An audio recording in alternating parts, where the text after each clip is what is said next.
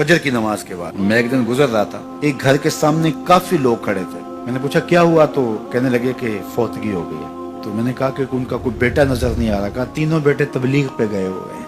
मैंने कहा अच्छा, माँ की फिर अचानक तबीयत खराब हुई होगी, कोई हार्ट का मसला बन गया।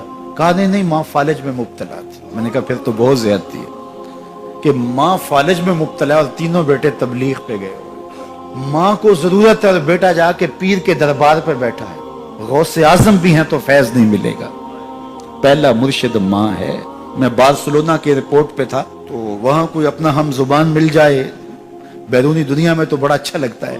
तो मुझे लगा कि साथ वाले बेंच पे कोई माँ बोली बोल रहा है, तो वो इंडियन पंजाब के लोग थे। कहा कि ये हमारा दोस्त है, इसको हम अलविदा करने आए।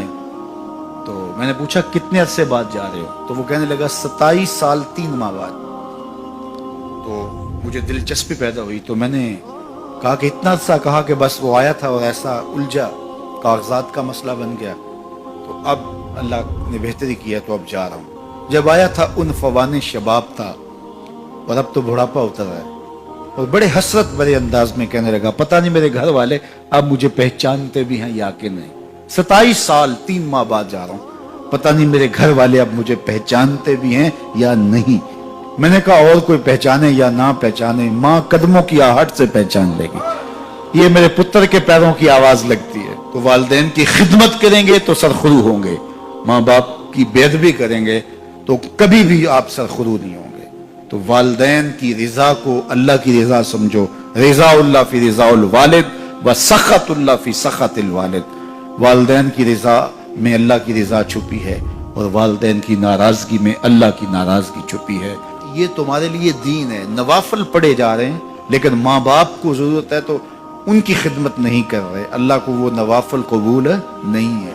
माँ के कदम दबाओ, बाप के पांव चूमो, तो तुम्हारे नवाफिलों से बेहतर तुम्हें जब वो दुआ देंगे अल्लाह अपनी रहमतें तुम्हारे ऊपर नाज़िल कर देगा। तो उनकी खिदमत करो। एक शख्स जहाद का इज़्न लेने के लिए हुजूर की खिदमत में आया, हुजूर मैं जिहाद पे जाना चाहता हूँ। कितनी बड़ी बात है, 6ठा रुकन है इस्लाम का। लेकिन आका करीम क्या बोलते हैं, अहय्युन वालिदा का, क्या तेरे वालिदैन जिंदा हैं? काला नाम, का जी हुजूर जिंदा है। काला फफी है मा फजाहिद, कहा जा उनकी खिदमत कर, यही तेरा जिहाद है।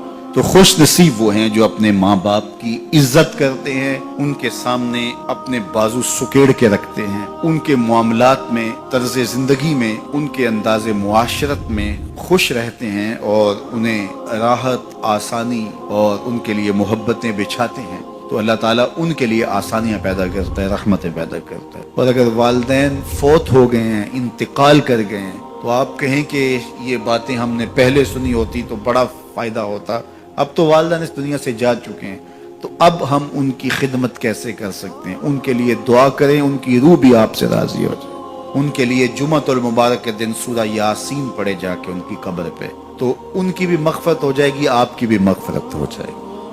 ये वालिदैन के साथ उसने सलूक का नतीजा है। वालिदैन की रिजा जोई हमेशा मलहूज रखो। जो खुश नसीब अपने वालिदैन को राजी रखे हुए हैं उन्हें मुबारक देता हूँ। और अगर बदकिस्मती से मेरे सुनने वालों, दोस्तों में, पीर भाइयों में, मिलने वालों में किसी के माँ बाप नाराज हैं, तो वो देर न करे, बहुत जल्द उनको राजी कर ले। उनकी रिजा तुम्हें दुनिया आखिरत की सरखुरियां और कामयाबियां नसीब करेगी। जो शख्स अपने वालिदैन के लिए रोजाना मग़फ़रत की दुआ करे, वालिदैन जिंदा हों तब भी, फौत हो गए हों तब भी, इसमें कभी भी नागा न करे, सारी जिंदगी उसके रिस्क में बेबरकती नहीं आ सकती।